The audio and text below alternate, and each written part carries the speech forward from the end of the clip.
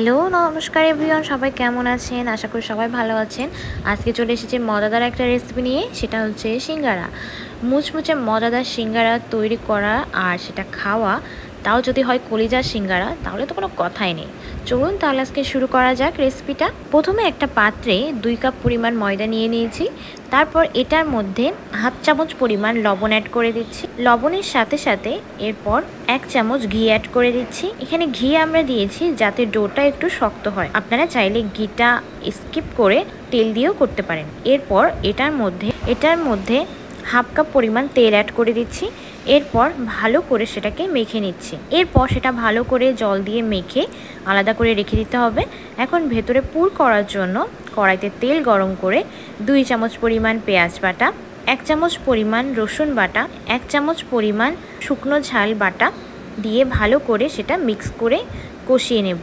এটা ভালো করে কষানোর মধ্যে দিয়ে দিব 2 চামচ পরিমাণ জিরা গুঁড়া, 1 চামচ পরিমাণ ধনিয়া গুঁড়া আর হাফ চামচ পরিমাণ গোলমরিচের গুঁড়া দিয়ে আমরা ভালো করে সেটাকে মিক্স করে নেব আর খুব ভালো করে কষিয়ে নিতে হবে। এরপর এটার মধ্যে আলু অ্যাড করে দিতে হবে, কেননা সিঙ্গারা আলু ছাড়া তো আসলে অসম্পূর্ণ। পুরে দেওয়ার জন্য আলু অ্যাড করে দিচ্ছি। এটা ভালো করে ঢেকে কষিয়ে নিতে হবে। তবে এর আগে আমরা এখানে কলিজা অ্যাড করে দেব। কলিজার সাথে আপনারা চাইলে মুরগির গিলাও অ্যাড করতে পারেন। সব কিছু একসাথে নেড়ে চেড়ে ভালো করে কষিয়ে নিব জন্য আমরা কিছুক্ষণ এটা ঢেকে দিয়ে রাখবো। লো ফ্লেমে কিছুক্ষণ কষিয়ে নিতে হবে। তারপর যদি এরপরও এক্সট্রা লবণ লাগে, আপনারা চাইলে আরেকটু লবণ অ্যাড করে দিতে পারেন। সেটা আপনাদের স্বাদ অনুযায়ী দিন। আর এটার মধ্যে এ পর্যায়ে 1 চামচ হলুদ অ্যাড করে দিচ্ছি। এখন ভালো করে এটাকে মিক্স করে নিচ্ছি। আমরা কষানোর মধ্যে 2টো তেজপাতা অ্যাড করে দিয়েছিলাম।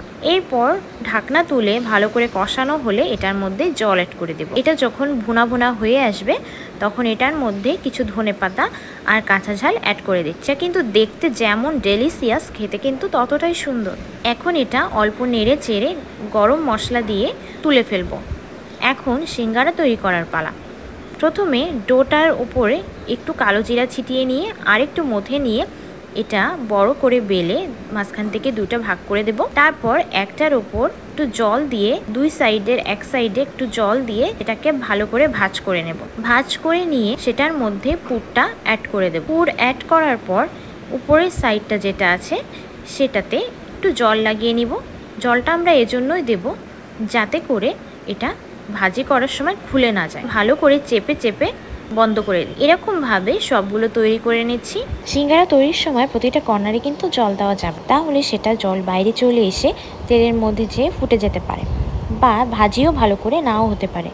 এই জন্য চেষ্টা করবেন শুধু এক সাইডে দিয়েই সেটা র্যাপ করার। এখানে আরও একটা তৈরি করে দেখিয়ে দিচ্ছি। দেখুন কিভাবে এটাকে এক সাইডে জল লাগিয়ে সেভাবে ভাঁজ করে নিয়ে 2 পাশ একসাথে করে জোড়া লাগিয়ে সিঙ্গারাটা তৈরি করা হচ্ছে। সিঙ্গারাটা তৈরি করার পরে সবগুলো একসাথে রেখে দিয়েছি। এরপর সেগুলো ভাজি করার পালা। তেল গরম হলে সেটার মধ্যে সিঙ্গারাগুলো দিয়ে দিচ্ছি। মুচমুচে করে ভেজে নিলেই তৈরি গরম গরম সিঙ্গারা।